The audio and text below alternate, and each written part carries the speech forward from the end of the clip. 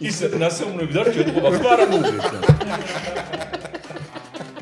ვისაც უკძალავდი ამ ავტომატური არგისტარებას, ხედრონს და გვარდიას იქიჭდნენ და კიტოვანი, ჯაბა იოსელიანი, თუნდ იმიტომ ყოფილა წამოსული ენახეთი რა სახლი მაგ და როგორი სტეფსელი მიგეთია იმაში, კედელში, ტიპი ნახე რა. მავანი ჩემი ძველი ძმა და მეგობარი არა გაქვს. მამას სწოვებთ.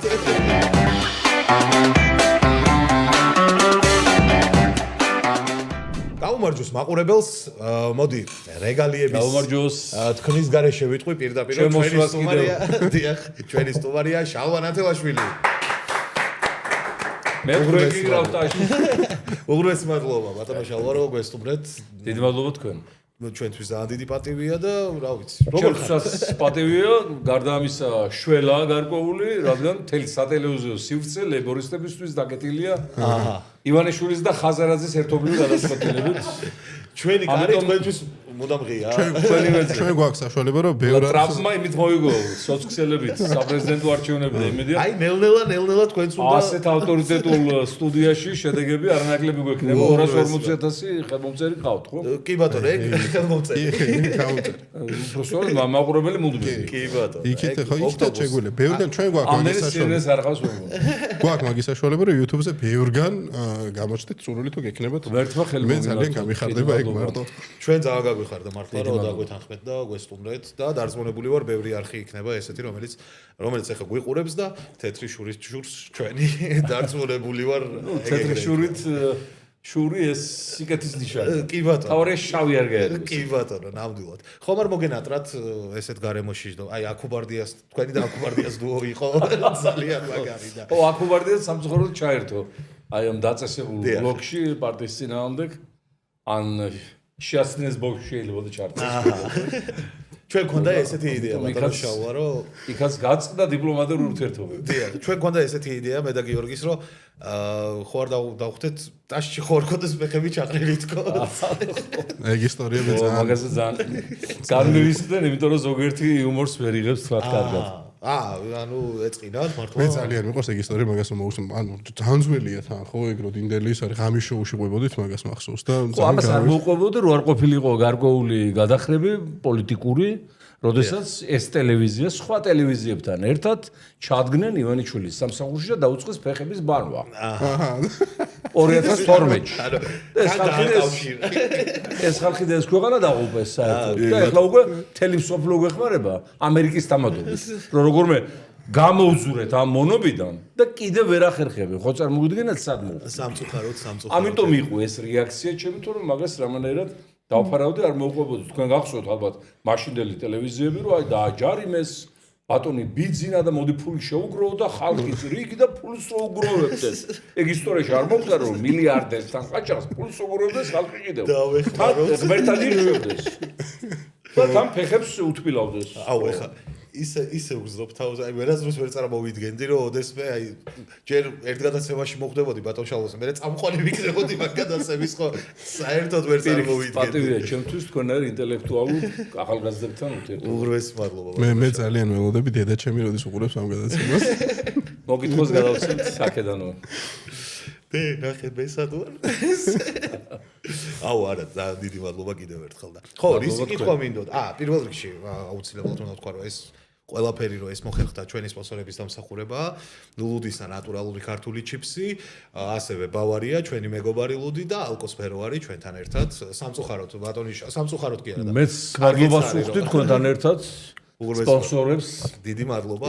თქვენ სამწუხაროდ საბედნიეროდ ეგ ეხა ვინც როგორ ფიქრობს, ალკოჰოლს არ მიირთმევთ ამ ეტაპზე, ხო? ხო, მე როგორც მივხვდი, პოლიტიკა და ქართული წესშოულებები ალკოჰოლის დარგში შეუთავსებენ. აჰა, კი ბატონო. ისე ბოლოს მოხდა, ეხა გამახსენდა უცებ დღეს ვნახე Facebook-ზე სადღაც იჭყუბეს საკრებულოს თავმჯდომარებ რესტორანში იჭყობა. გურიაში დახოთ ერთ ციხეში საკრებულოს თავმჯდომარე. ნუ ძალიან კარგი. ხო წარმოგიდგენიათ ეხლა კომუნისტებს იმაშრებიან, ანამუსებენ და ანადგურებენ ისევ და მაშინ რომ რაიკომის პირველ მდივანს ან აღმოსკომის თავმჯდომარეს აი ასეთი ეპიზოდი ქონოდა. ეს ხო ყოველას წარმოუდგენელი. რა დონეზე ვარ დაშვებულები და თანაც ხდება ეს გურიაში, რომელიც პოლიტიკის აკადემიაა ქართული. ნამდვილად. აი, გიორგი, ამიტომ პოლიტიკური ალკოჰოლის მიღება ზედმეტი რაოდენობით არა, ეს ალკოჰოლის ბრალი არ არის, ეს იმის ბრალი, რომ სახელმწიფო მმართველობაში მუდენ უმწიფარი ადამიანები. აი, მეც ალკოჰოლი არაფერი ხშირ შემთხვევაში. მომწიფებულ ადამიანს ალკოჰოლი კიდევაც ამშვენებს გარკვეულწილად უფრო ინტელექტის გაღრმავებასაც უწყობს და ხელს. ისე კი ბატონ შალოს გავატანოთ ჩვენ მაშინ ის. კი, რა თქმა უნდა. აი, ვიცოდი რაღაც რომი გავატანოთ. ვიცოდი რაღაც გამიხარდებოდა განსაკუთრებულად. გარდა მაგის ბატონო შალვა ასევე ცალ-ცალ საგაგიშობთ ეს ჩიპსი ლუდისა ჩვენგან საჩუქრად. რას ლაპარაკობთ? ადრე დაგეპატიჟეთ გასაგებია. ამას მიმალავდით. აიდებეთ. ძალიან დიდი მადლობა. გაიხარეთ. ვეცდებით რომ ეს პროდუქცია ვისაც ძალიან უჭირს და ვიცით ამის თაობაზე იმას გავუსწავლო. უღრმესი კაი. მადლობა. აი, ყველაზე სწორი გადაწყვეტილება ნამდვილად. უღრმესი მადლობა. დიდი მადლობა თქვენ. ხო, რისი კითხვა მინდოდა? პოლიტიკოსებს რო შევეხეთ ახლა, ჩემი აზრით, ერთ-ერთი ყველაზე მნიშვნელოვანია, რაც თქვენ გაქვთ, ძალიან კარგი იუმორის გზნობა არის პოლიტიკაში, ჩემი გადმოსახედიდან ძალიან მნიშვნელოვანი და თქვენ თუ გყავთ ვინმე გამორჩეული პოლიტიკოს იუმორის გარეშე არის ატომური ბომბი და საფრთხობელი. თქვენ გყავთ გამორჩეული ვინმე, აი, კარგი იუმორის გზნობის მქონე პოლიტიკოსი თქვენთვის? შევარდნაძე. ედუარდ შევარდნაძე. ეხაც რო იდება ხოლმე რაღაცები, ეხაც ძალიან მიყვარს რომ უყურებ სხვა მე ქართულ პოლიტიკაში იუმორის მატარებელ მოღვაწეს ვერ დავასახელებ შევარდნაძეს და ჩემს გარდა. შემოვიდა ერთხელ ედუარდ შევარდნაძე, მაშინ ვიყავი დუშეთის დეპუტატი მაჟორიტარი. 93 წელია თუ 14. იქ დაათვალიერა, ну მაშინ ეგრე იყო მიღებული ეს მიწის ავარგულები, იქ ბაზელთის ტბაზე შენდებოდა მაშინ რაღაცა კომპლექსის დაათვალიერებინათ. შემდეგ წამოვიდა, მეც მოყვე უკან მანქანით, სადღაც ბულაჩაურთან, იქ სუფრა იყო გაშლილი მოკლედ. გააჩერა, რომ დამშვიდობების ცერემონიალი გამართულიყო და გადავედი როგორც ქართველებს შევ. მე ვთხარი ბატონო ედუარდ ასე ვერ გაგიშვებ. კი, შალვა, შეიძლება რომ იყოს არ გამიშვებდი.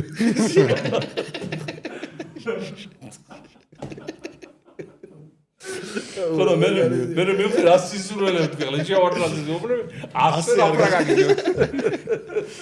არა, ძალიან მაგარი იუმორი ქონდა ძალიან. დღევანდელ რეალობაზე რა ერთი ის იყო, რა ქვია. პარლამენტში იყო ერთი დეპუტატი, ცოტა უჭირდა გონებრივად. და რუსეთის ვიცე-პრემიერი იყო იმ დროს შახრაი ასეთი სასწაული კომედიური გვარი. თქვენ არ გეცნობათ? არა, ხო. ხო, უმაღლეს ელიტაში იყო და საკმაოდ აფხაზეთთან და ცხინვალთან მაშინ კონფლიქტი მიდიოდა, არც თუ სასიამოვნო როლს ასრულებდა და ამიტომ ხშირად იყო ლანძღვა გენების ობიექტი ჩვენგან. კი ბატონო. ხო. და იქ ფოიეში ვდგავართ, იქვია შევარდნაძე და ეს გონებრივად ჩამორჩენილი დეპუტატი თურმე მოსკოვის უნივერსიტეტში ლექციებს კითხულობდა თავის დროზე. ხო, არ მოგიდგენიათ თქო. ან ვინ მიიღონ ეს დაუჯერებელი. ხო და ჩამოვარდა შახრაიზე ისე ლაპარაკი, ყველა აგინებს ამ შახრაის. თითქოს ის უბედრობა რაც დაგუტელდა შახრაის ბრალი იყო მართლა და საკუთარ ბრალს ვერ ხედავთ ხშირად ქართველები. ხო და ამან თქვა ამ გონება ჩამორჩენილმა რომ შახრაის მე უკითხავდი ლექციებს მოსკოვის უნივერსიტეტშიო და შევარდნაძე გაშტერდა და ეტყობა. კაი გზაზე დააყენე. ეტყობა. აუ გაასწორა ვიცასთან. ეხლა დღეს როგორ ფიქრობთ, რამდენად კაი არის სპორტსმენები რო ყავს, იუმორისტები უკეთესი ხო არ იქნებოდა რო ყოფილიყო მთავრობაში ვიდრე. სხვათა შორის სინგაპური მოგეხსენებათ არის ერთ-ერთი განვითარებული მსოფლიო მეგაპოლისი. კი ბატონო. მე ვიტყოდი სუპერ სახელმწიფო თავისი სიმცირის მიუხედავად ისე გამოიყენა ეს წყნარი და ინდოეთის ოკეანის შემეერთებელი სავაჭრო გზები, რომ მაქსიმუმი გამოწვევა იქედან და აი ეს ლიქუანი, რომელმაც დაარსა 50-იან წლებში აღნიშნული ჯუჯა სახელმწიფო შეიძლება ითქვას გეოგრაფიულად, ის უარზე წავიდა, რომ აი დემოკრატია დამყარებულიყო მრავალპარტიული. და რით დაასაბუთა, იცით ეს? ეხლა აქ მე დავუშვა, ის რა ქვია, დემოკრატიაო, რასაც მიკიჟინებთო. აქ აირჩევენო დეპუტატებთო მსახიობებს და სპორტსმენებს და დაგემხობათ თავზე ყველაფერს. ანუ სანამ სპორტსმენები, მსახიობები, მწერლები სხედან პარლამენტსა და პოლიტიკის უმაღლეს საფეხურებზე, არაფერი საქართველოს არ ეშველება. არაფერი წინსვლა არ იქნება მთელი მსოფლიო რო დაირაზმოს და მარსიანელებიც რო დაეხმარნენ ჩვენთვის ინვესტიციები ჩასადებად. არაფერი, ყველაფერი აორთქლდება, ყველაფერი იქნება მითვისებული. სამწუხაროდ ეს არის სახეობა ქართველი სპორტსმენები არის ორფეხიან ბოროტმოქმედთა განსაკუთრებული სახეობა და ინდონეზია საქმე მისულ ახლა შეიძლება გულშემატკივროს ვაწყენო მე თვითონ გულშემატკივრო ვარ სანამ სპორტსმენი სპორტსმენობს მაგრამ მე უყურებ როგორც მტერს ქვეყნის მტერს ხო და შეიძლება გამინაწყენდნენ ამას რო ამბობ მაგრამ უკვე აღარ მიხარია ხშირად სპორტული წარმატება. რატომღაც მეჩვენება უკვე, და იმედია ეს მეჩვენება, რომ პოლიტიკაში მომაკითხავს. და ქვეყნის გამოწვევას დაიწყებს და ჩვენ მომავალ თაობას გაუფუჭებს სავალ გზას იმდენს მოიპარავს. ეხლა უკვე ძალიან პატივისცემეს ვარსკვლავი ეს კვარაცხელია, მას მისცეს რაღაცა ბიზნესში ჩააბეს, უკვე დაუწყეს ნელ-ნელა შემოთრევა. მარტივად რო ვთქვათ, ყველა თავისი საქმე უნდა აკეთოს ამ ქვეყანაში და მე უფრო დავაკებული იქნება. ტრაქტორისტი ბოინგის მართვა შეეცდება, იმ ბოინგს კატასტროფა უწევია. შეიძლება ნიჭიერი იყოს. შედარებებზე ამბობდი, ხო ეხლა თუ გატყვაზე წავალ კი, მაგრამ მე მაქვს ერთი ესეთი ის რა, ძალიან მიყვარდა ყოველთვის თქვენი შედარებები ხოლმე, იმას ქართველი ლუი დე ფინესი, მახსოვს, კოპა ხაბაზზე. ხაბაზი ეხლა რო შევხვდება ჩემი ნათლი ახარო და დიდი სიყვარული ხდება. კარგი წესიერი ეროვნული მოძრაობიდან წამოსული პიროვნება. ნოღაიდელი დაღლილი ვირი და ბოლო დროს აღარ გამიდი. ნოღაიდელი დაღლილი ვირი აღარ არის, ნოღაიდელი გამილიონერებული თუ გამილიარდერებული ჯორია. შეიცვალა. ახლები ხო არის. თელი ენერგოპრო ჯორჯიას შემოსავლები ნოღაიდელისა და მისი ოჯახისა და 23 თეთრიან ელექტროენერგიას გვაძლევს 30 თეთრად და ნუ კაცისთვის გაისროლა შეიძლება ითქვას ავრორა. კი ბატონო. ახლები არ არის ეგეთი? რამე რო შევალა. ზედმეტ სახელები რაც ჩვენ არ ვიცით და არ გაჟღერებულა. აი ბოლოს ერთი კვირის წინ მოეწონათ ისა დავარქვი ბიზნეს გადამშენებელი. ხო ყავდა დავით აღმაშენებელი, ხო ბიზნეს გადამშენებელი. ხო აბა მთელი არაბები აქ შემოყავს და გადაგვაშენა და სხვა შორის იქ ამერიკაში მქონდა ერთ-ერთი შეხვედრა ჩვენს დიდ მეგობარ ვილსონთან, რომელიც არის რისხვა ივანიშვილის და ქართველი ხალხის უდიდესი მეგობარი. ხო და იქ ნუ ისაუბრა და მე უთხარი ნუ ახლა საშინელი მდგომარეობა ქართული პოლიტიკური გონი მთელ სოფლიოში ბრწყინავდა. ქართველები სოფლიოს რუკას ხატავდნენ და წერდნენ და დღეს უკვე პარტიკულარულად წარმომადგენელი არ ყავს საერთაშორისო არენაზე აღარ ესაუბრა შიდა დემოკრატიას და მონღოლეთზე დაბალ დონეზე დავედით. მონღოლეთი შენ რა გონიო მე ვიყავი ვიზიტო გაქანებული დემოკრატიაო მრავალპარტიულობა არჩევითი პარლამენტი როცა საჭირო მთავრობამ გადადგება ირჩევენ ახალს 3-4 პარტია მოვიდა შეცვალეს ერთმანეთი ბოლო წლებში ანუ მე თუ შევწყვე მე და ბოდიში თუმცა მე ბოლოს მონღოლეთის ისტორიას აღარ გავცნობი ვარ ამით გამოვძვერი ქართული პოლიტიკური ისტორიიდან რომელი იყო თქვენთვის ყველაზე ისეთი კარგი პერიოდი აი ბოლო 36 წელი რო ავიღოთ ეგრე რო ვთქვათ რა რა ვიცი ყველაზე ისეთი პერიოდი რა სახშიც საუბრობდით იმ დღეს აი არ მახსოვს რა ჩემთვის 7 პერიოდი რას პოლიტიკაში შემოვედი კი ახლა არ ვიხსენებ სასიამოვნოთ იმ პოლიტიკაში შემოსვლის დღეს კი ბატონო გადაწყვეტილებას როცა ეს მივიღე მაგრამ როგორ არის ახლა ეს პოლიტიკა ხო არ არის სამსახურში დანიშნვა და შტატიანი თანამდებობა ეს მისია სულიერი მისია შეიძლება ითქვას პასუხისგებლობა და ვალდებულება ეს ვალდებულება პოლიტიკოს მიხვება სამარეშიც იმიტომ რომ მისი გაკეთებული ან არ გაკეთებული საქმეები აგრძელებენ ან ნგრევას ან პროგრესს ხო ამიტომ მე რაც თავი მახსოვს და პოლიტიკაში ვარ 7 და სასიამოვნოდ გასახსენებელი დღეები არ მქონია რომ აი მომგვაროს რელაქსაციური მომენტი ეგეთი არ ყოფილა ესე იგი როგორც კი პარლამენტში მოხვდი 92 წელს ამირჩიეს მე იურიდიული კომიტეტის თავმჯდომარედ და ეს მთელი საკანონმდებლო სივრცე არაფერი კანონი არ ქონდა არაფერზე უბრალოდ გვერქვა დამოუკიდებელი სახელმწიფო არც ვალუტა იყო ეროვნული არც კონსტიტუცია იყო არც მოქალაქეობის კანონი არც პარლამენტის რეგლამენტი არც პოლიტიკური პარტიების კანონი არც პოლიტიკური ფრაქციების კანონი არც სახელმწიფო ხელისუფლების მოწყობის შესაბამისი ორგანული ნორმატიული აქტები ყველაფერი გახდა სამოქალაქო კოდექსი არ იყო არაფერი არ იყო ყველაფერი გახდა ჩემი პირადად ჩემი დასაწერი შეიძლება ითქვას და ორი ახალგაზრდა მყავდა ძალიან ნიჭიერი რომლებიც მეხმარებოდნენ უნივერსიტეტის პროფესორები დავიძახე ძალიან იჭერი ლექციის საკითხვაში, წარმოუდგენელი ტალანტი გადმოდიოდა, მაგრამ ვერც ერთმა კანონი ვერ დაწერა. აჰა. ეს დაახლოებით იგივე ვარიანტია, აი ვარსკვლავი ფეხბურთელი რომ წვრთნელად არ ვარდა, ხო ვიცით? ეს პელემიც კი ჩაფლავდა. სხვის დაწერს ჩვენი ვრად ასრულებს, მაგრამ თვითონ ვერ იმაშურება, ხო, ვერ ახორციელებს. ამიტომ ეს ყველაფერი გახდა ჩემ დაასერდი. ეხლა ერთი იყო დაწერა. მეორე პრობლემა გახდათ ტექნიკური. ეხლა შეიძლება აქ უცნაურად ჟღერდეს. ქსეროქსი ერთი იდგა მარტო პარლამენტში. და იქ იყო რიგი, ვისი დოკუმენტი გადამრავლდებოდა. ხო და ამიტომ იქ შეუძლებელი იყო 235 დეპუტატზე კანონ პროექტი გადაგემრავლებია. ხელფასი მქონდა 120 მანეთი. 120 მანეთი. 92 თქვით ხო ეს? 92 პარლამენტში. ხო ისე მანეთები იყო, რუბლი იყო. ამ ფულით ქალაქში ვაგზავნით ითანაშემწეს, რომელიღაც კერძო ქსეროქსზე და ესენი დისკაუნტით გვიმრავლებდნენ, რომ დეპუტატებს თქვენ უყოთ კანონი, რომელსაც არ კითხულობდნენ, რა თქმა უნდა, მაგრამ თუ კანონს არ მისცემდი, ხმას არ გაძლევდნენ. აჰა. პროექტატორ მოგვეცო, ეთქო აგროვებდნენ თუ კოლექცია. ბევრი არ კითხულობდა, ახლა ბევრი კითხულობდა. ხელფასიდან გამომდინარე მაკულატურის ჩაბარების თემაც იქნებოდა ამ პერიოდში ალბათ. ალბათ აგროვდებოდა, ხო. ხო, აი ეს იმიტომ მოგახსენეთ, რომ 26 პარტია იყო წარმოდგენილი. დიადი ლიდერები თავი რო ეგონათ, დაახლოებით ნაპოლეონი თუ არა, კალიგულა მაინც, ხო. ხო. და ყველას ჰქონდა თავისი განუმეორებელი აზრი. რა თქმა უნდა, ხშირად იდიოტურიც, როგორც სიდიადეს ჩვევია, ხო.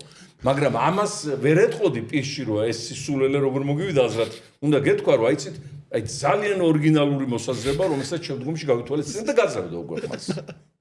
ანუ ეს 3 წელი იყო ასე ხოლმე თუ თანამდებობა მეკავდა რაღაცა ჩემი თავისუფლებას მეხედა, ხო? ეს 3 წელი იყო ჩემი ტრიბუნაზე დგომის, აი საჟელი 26 პარტიასთან ოპონირების, კიდე კარგი ახლა უმრავლესობა პატივისცემდა და ჩემს მიმართ არ ქონიათ რამე აგრესია.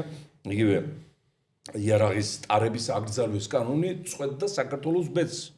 ყველა დადიოდა იარაღით. დიდიან პატარიერნა და მიდიოდა პირდაპირ საქმეების გარჩევა შულში მიჭერით, სროლით, გახრეტით და ესეთი ამბები იყო. ხო და როდესაც ამ კანონის პროცედურები დავიწყეთ, შევარდნაძეს მე თვითონ ვთხოვე, რომ არ ჩამოხვიდე მეთქი ამის განხილვის დროს, იმიტომ რომ ამას რო დაინახავდნენ, არ როგორც ხაცწითელი ნაჭერი დაანახო, ისეთი ელეთმელეთი მოსდიოდათ იმ ოპოზიციებს და იმ მხედრინოს და იმ უკვე დატაკებული იყო იმათთან, ხო? არ ჩამოხვიდე მეთქი მე მივხვედავ ამ კანონს, ხო? შემდგომ, როდესაც ეს კანონი გავიტანე, ქარიშხალი დატრიალდა, რადგან ვისაც უკძალავდი ამ ავტომატური იარაღის ტარებას, მხედრინოს და გვარდიას იქიჭდნენ და კიტოვანი, ჯაბა იოსელიანი მთელი ეს კბილებს რო აკრეჭუნებდნენ. ავტომატიზმი და პარლამენტში. ხო. ავტომატ, კი. ხო და ჯერ სამარისებური სიჩუმე ჩამოვარდა, ქარიშხლის რო იცის და მე ვხედავ ჯაბა იოსელიანი გავიდა მიკროფონთან. ახლა ეს რეჟისორი იყო და იცოდა ეს ორატორი, ნიჭიერი კაცი იყო სხვათა შორის. ჩაახვილა, კაცო, ამას რას ვხედავ? ეს სახელმწიფო გადატრიალებას აცხა. თქვენ გაგიგიათ, ხო ქართველი ვაჟკაცი იარაღის ხმალის და იარაღის გარეშე, ხანჯიურის გარეშე. აი რას გიგეთებს, როგორ უნდა დავიცვათო საქართველო? ამდენი კრიმინალისგანო ჯაბა ამოს. გარემტრებისგანო, იქ ომია, იქ ეს არის. ხო. მე ის იყო ერთი დეპუტატი, საყვარელი პიროვნება ძალიან პატივისცემ დღემდე როინი ლიპარტელიანი, პრეზიდენტად სიყრიდა კენჭს. დავით აღმაშენებლის პარტია ქონდა, ესე დაარქვა, ხო და ამაზე შეურნაძე იცინოდა გულიანად ძალიან პარტიაზე. ხო. და იმან თქვა როინმა, რომ რას ქვიო, კაცო? რას ქვიო? ქართველ ვაჟკაცებსო, უნდა იმის უფლებაც მივცეთო, რომ ავიაგამანადგურებლები ყავდეთ საკუთარი და ბოსტონიდან აფრინდან სამშობლოს ასწავლოთ. სანგრები და ისინი. ხო, რა თქმა უნდა, მივხვდი, რომ დანარჩენები ძალიან ცუდ ხასიათზე იყვნენ და მივხვდი, რომ უნდა ამუშავებულიყო აქ მე არაფერი მამივას პრინციპი აი ძველ ვოდევილებში ის ქაბატონი რეუბნება ვასო გოზიაშვილს თქვენ შეგიძლიათ სიყვარულის გამო მსხვერპლი გაიღოთ. მე არაფერი მამივა რო გეკითხება. ხო. აი დაახლოებით ეგ მომენტი და ჩაუწერე რომ დეპუტატს უფლება აქვს ატაროს იარაღი, არა ავტომატური. და ეს უფლება უნარჩუნდება დეპუტატობის შემდეგაც.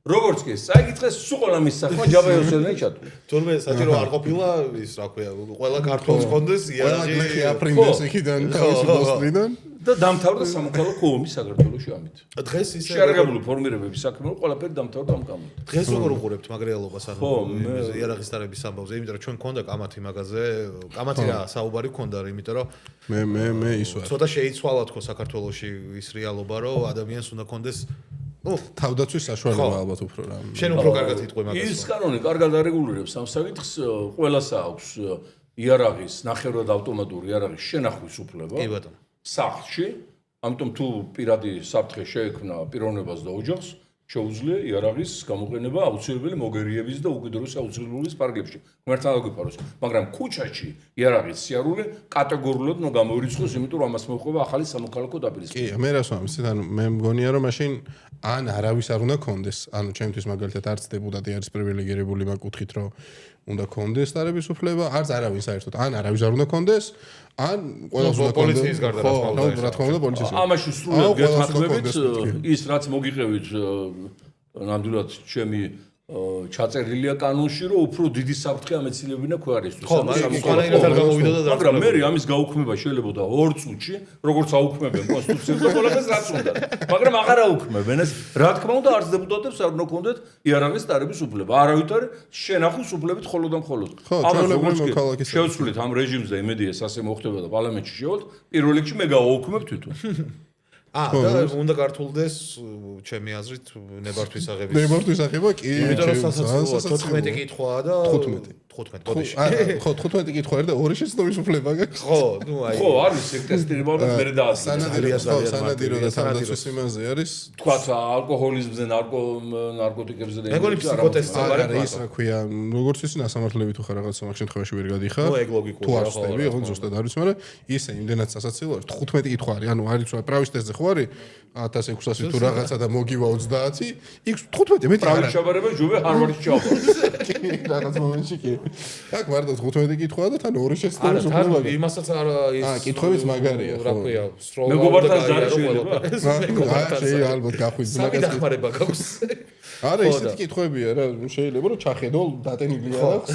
შეიძლება თუ არა. ხო, იარაღი ახლა რა თქმა უნდა, თავისით ისვრისო ზოგჯერ, მაინც ეს ძალიან ფრთხილი სფეროა და ამიტომ რა თქმა უნდა, ამ საკითხშიც კორექტირება საჭირო კანონმდებლობის, რომ მაქსიმალურად ვიწრო წრეს კონდეს ტარების უფლებით. ვისაც აქვს რეალურად მაგის ან მონადირეა, ან რაღაცა სხვა. ხო, მონადირე ვთქვათ, ან სპეციალურ ორგანოებში მუშაობს და ამის შედება და სხვა. არა, სანადიროთ ოფისის გადაადგილებასაც თავისი ისინი აქვს. ისე სხვათა შორის თქვენ ახსენეთ, რომ პირველად რო შევდგი ფეხიო ამ პოლიტიკაშიო და პოლიტიკოსი რო არა როგორ საით წავიდო და თქვენი გზა აი ესე რომ ვთქვათ. მე ვიცი. თუ წარმოგიდგენიათ. მე ვიცი, თუ დაგიხმარებით. მე გამი შოუს წამყვანი.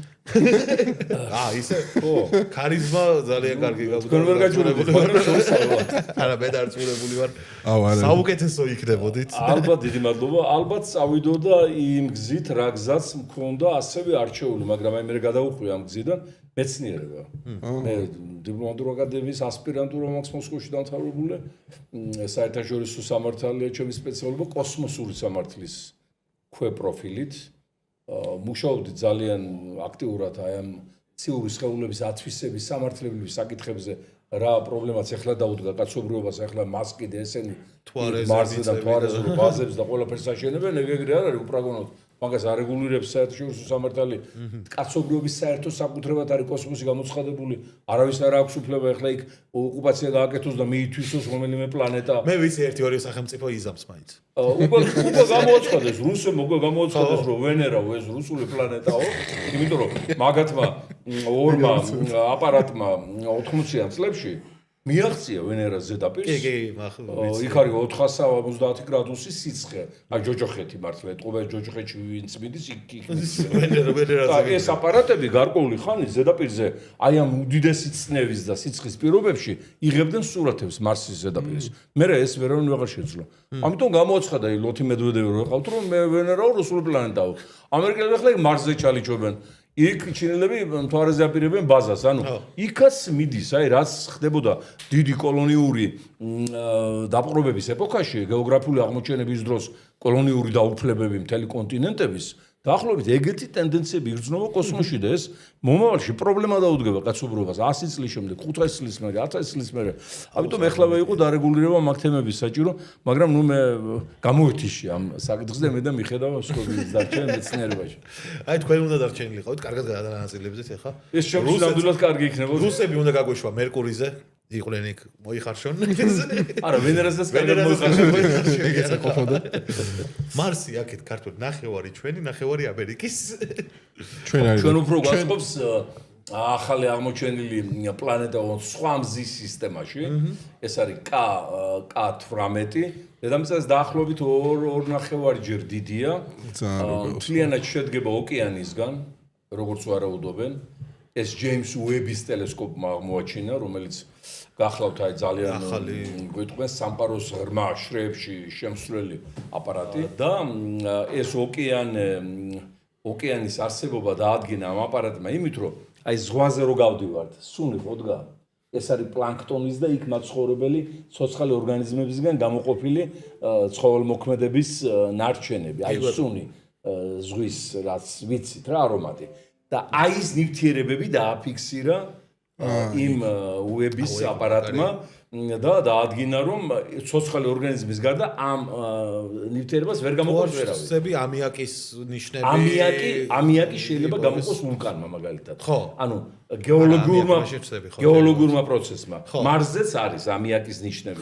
თან სეზონურად არის ეს ნიშნები და ბევრი მეცნიერი ვარაუდობდა რომ იქ ალბათ არის რაღაცა გარკვეული სცენარეები, რომლებიც სეზონის მიხედვით თქვათ იწყებენ პოვებას და უშვებენ ამიაკს, მაგრამ ახლა ნუ სცენარი არ ჩანს მაგზე არანაირი. შეიძლება ხავსები და მღიერები ეგ არავინ არ იცის. ხო, მაგრამ აი აქ აი ამ პლანეტაზე უკვე რეალურად არსებობს ძალიან დიდი ოკეანი და სიცოცხლის შესაბამისად.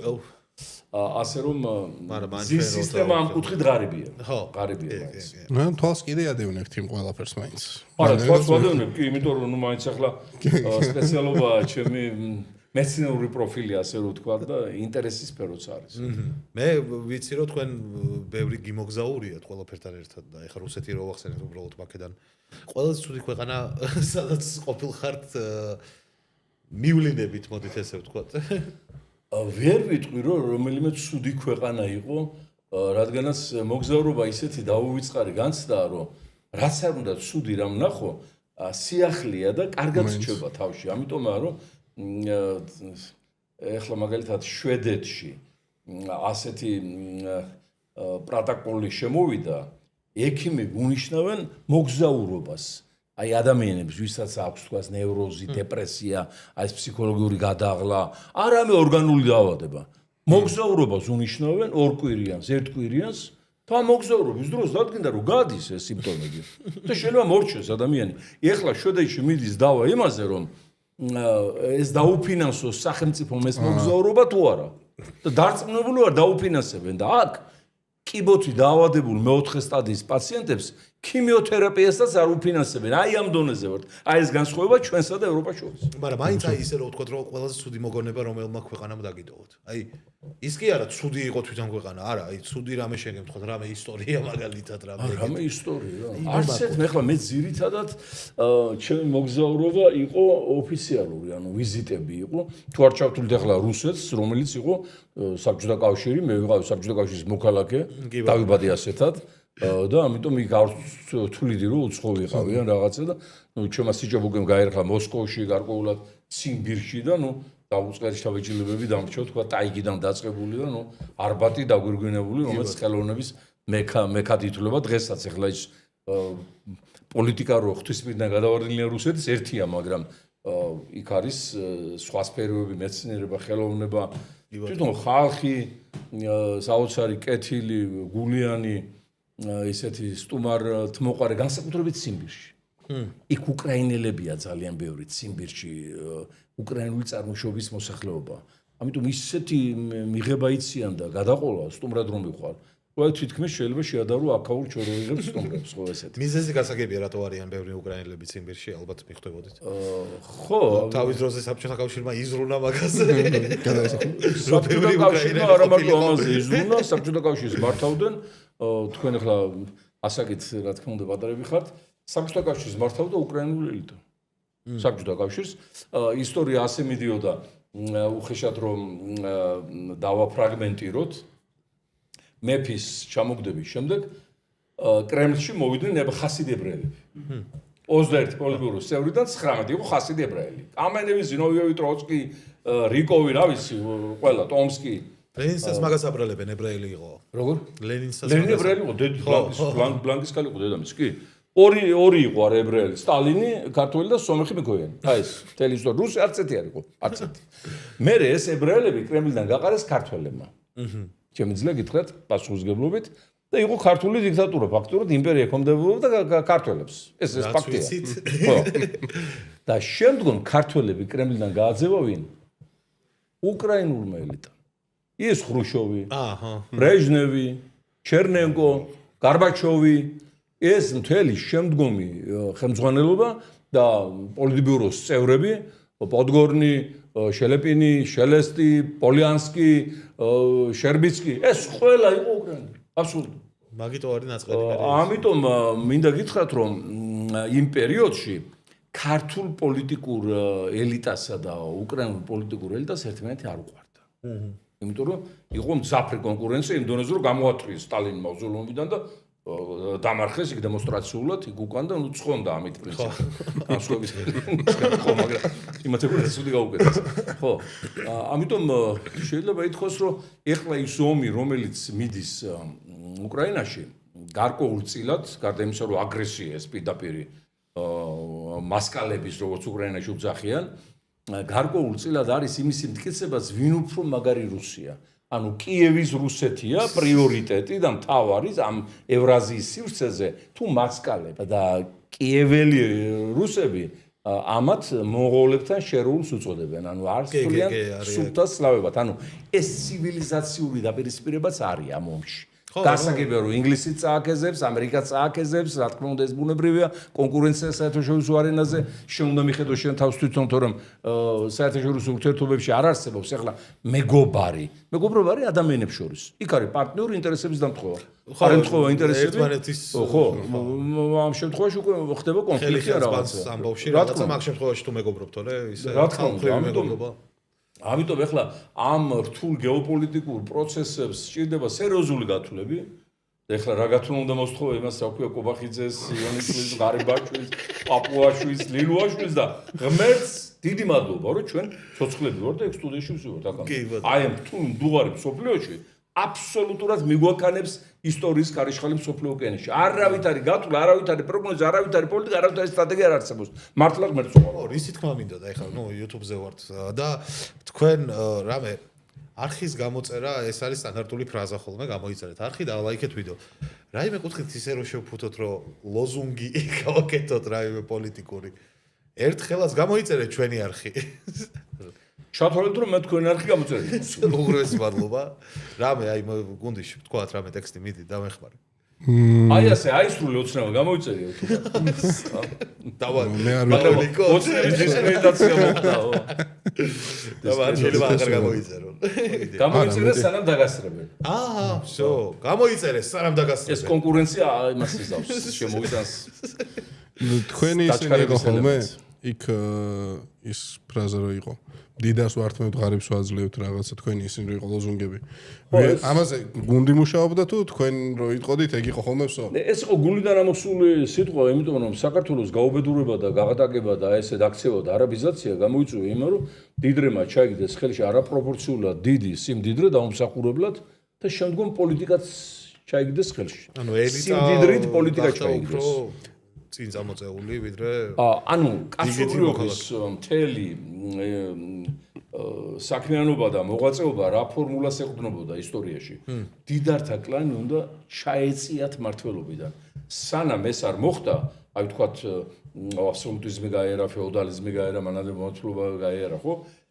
სანამ არ ჩაწიეს მქონებელთა ფენა მმართველობიდან, მანამდე არ დაიწყო არც ტექნიკური პროგრესი. ვერც ბირთვულ საიდუმლოებაში ჩაცვლა კაცობრიობა, ვერც კოსმოსი, ვერც შიგაწვის ზრავა გამოიგონა, ვერც თვითმფრინავი გამოიგონა. როგორც კი აი ეს მდიდართა ტირანები ესენი არიან ტირანები, ესენი აი ხო ხედავთ აქ რას აკეთებენ, აი ბოლომდე არიან ბრჭყალებით ჩაჭიდებული ძალაუფლებას და არაძლევენ ამოსუნთქვის საშუალებას არც ერთ სფეროს. ყველაფერი თავისად მიაჩნიათ და წარმოუდგენიათ საკუთარი თავი ყველაზე მაღლა მდგომად, იმიტომ რომ მათ ფული იშოვეს და ვინც ფული ვერ იშოვა, მიაჩნიათ რომ ის დაბალი დონის გონებაჩნოგი ეს მათი კომპლექსია და არა ბრალი გარკვეულწილად. მათი მდგომარეობის კომპლექსია. ამიტომ როდესაც ესე იგი ეს მდიდრები ჩაეხსნენ მმართველობას და პოლიტიკას, მერე დაიწყო კაცობრიობის განვითარება. მერე შეიქმნა მრავალპარტიული სისტემას, დემოკრატიას და ტექნოლოგიური წინსვლაც.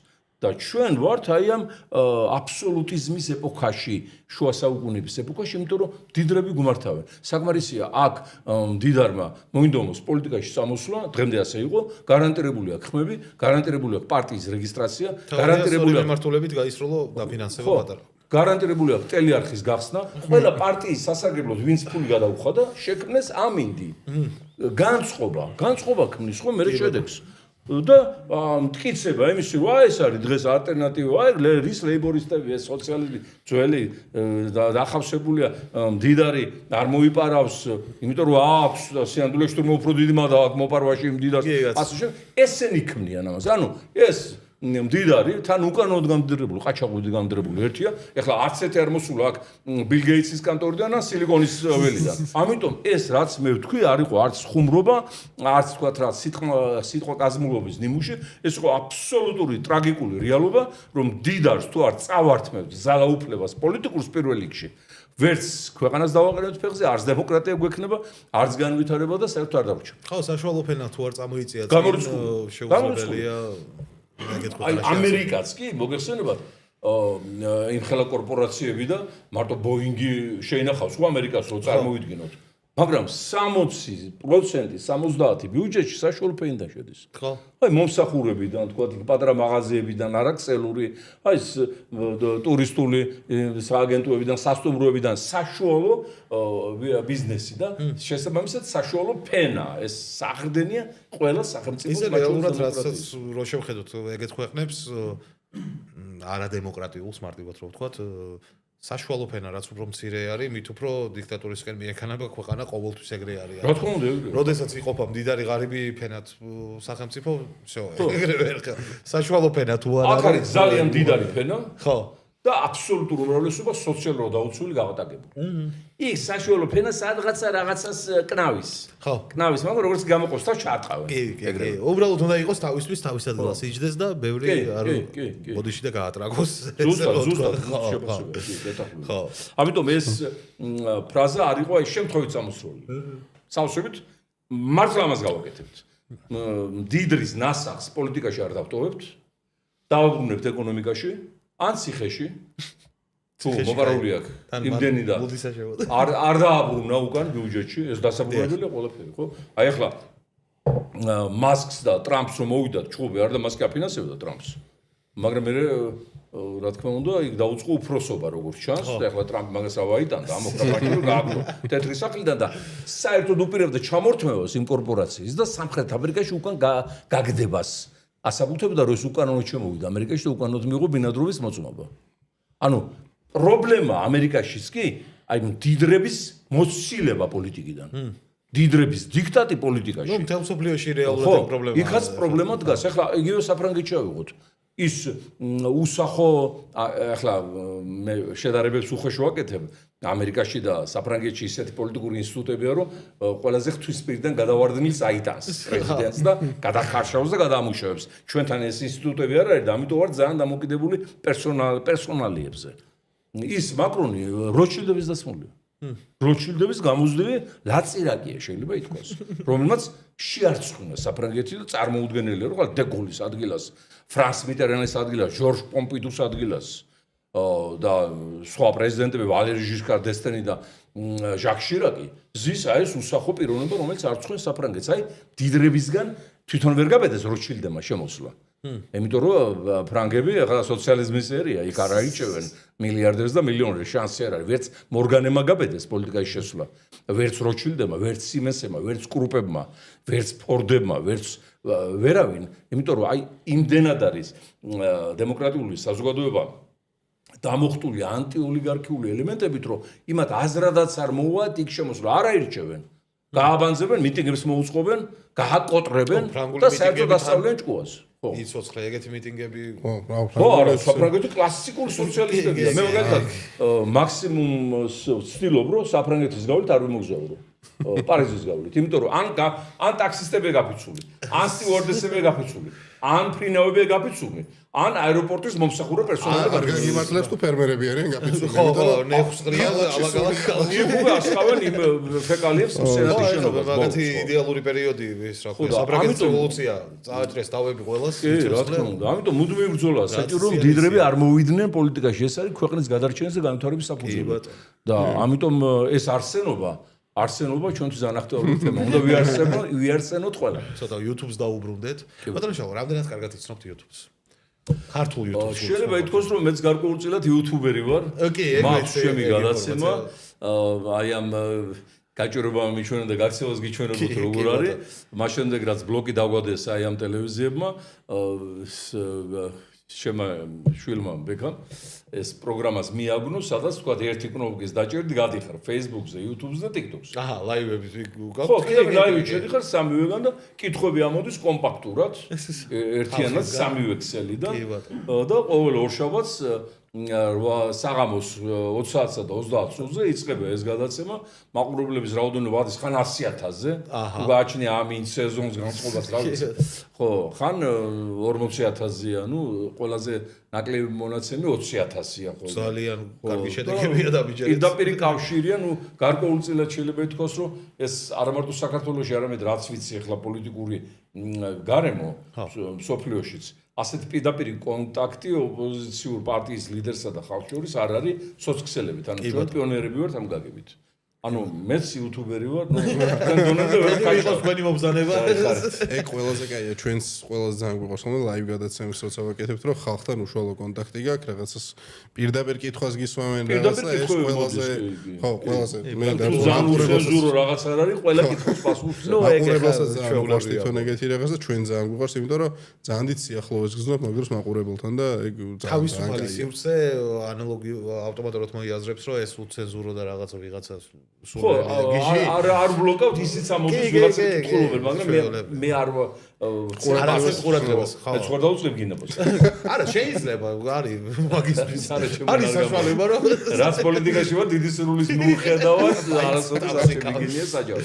აუ, რა ისე გაუწარები ხართ ვინმეს ეგრე, რომ აი სურვილი გაგჩენიათ, რომ როგორ არის, ცოტა ისე არ მახსოვს არასოდეს, რომ ხო, მართლა, ეხლა მით უმეტეს ბოლო პერიოდში ხშირია ხოლმე ქართველი პოლიტიკოსებისგან, რომ ხო, არა, მე არასოდეს ეგ პრეცედენტი ხო, არ მახსენდება თქვენი. თავშეკრება ზვირიჯდება, რა თქმა უნდა.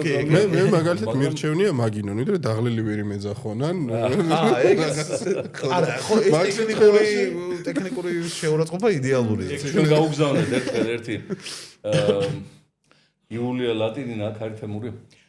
იულია ლატინინა ასეთი რუსი ნეოლიბერალი პროპაგანდისტკა. აჰა. ნუ ნიჭიერი ქალი, ებრაელი ქალი, როგორც ნიჭიერი ხალხია ძალიან. მაგრამ ეხლა უკრაინაში აუგრძელიათ შესვლა მისთვის, ეთყობა ზელენსკის დაესხატავს, არ ვიცი. ანუ ვინც ფულს გადაუხდის, იმის სასარგებლოდ ლაპარაკობს, როგორც აი ჩვენ თელესამყაროები, ხო. დაახლოებით. ხო და ნუ ერთხელ დაგვარტყა მოკლედ. განაცხადა იქ რუსულ ტელეარხებზე ამათან მეგობრდა ვანო მერაბიშვილთან ვანო აფინანსებდა მერაბიშვილი. ეთყო აძლევდნენ შეგვეცეს რომ შალიკოზე რაღაცა თქვი.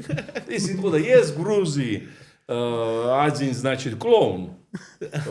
Масхара политикоси клоуни. Вот он выступил недавно и сказал что-то то. ერთხელ თქვენ უკვე აი დავხუჭეთ თვალე არაფერი არ მითქვია. მეორედ კიდე რაღაცა დაგვარტყა რაღაცა აღარ მახსოვს რაც გვედავებოდა, ნუ კაი გავჩუმდი. თან გვირეკავენ ჩვენ მომხრევდი გვეკითხებიან რა ხდება რატომ ფასო ლატინინას მართალია თუ არა ლატინინას ავდიო მე ხო მე მესამედ გავიგე რომ აქ არის ჩამოსული ჩამოუყვანიეთ სასტუმროშია დაბანაკებული აქ თბილისში მერიოტი სადაც ბუში იყო იქ არის დაბანაკებული და ამზადებს სიუჟეტს ჩვენზე კიდევ რაღაცას ხო და წავიდა ჩვენი ახალგაზრდული მოკლედ იქ ამ სასტუმროში და დაუტოვეს იქ სართულის მორიგეს საჩუქარი ვიბრატორი ამ ქალისთვის.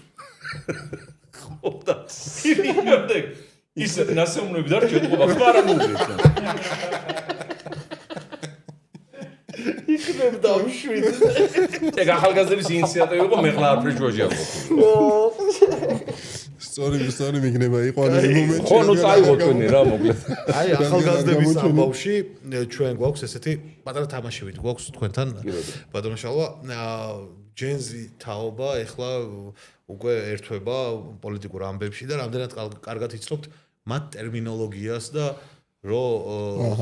ანუ მე გეტყვით სიტყვას და თქვენ თუ მიხვდებით მის მნიშვნელობას მარტივად რო ვთქვათ.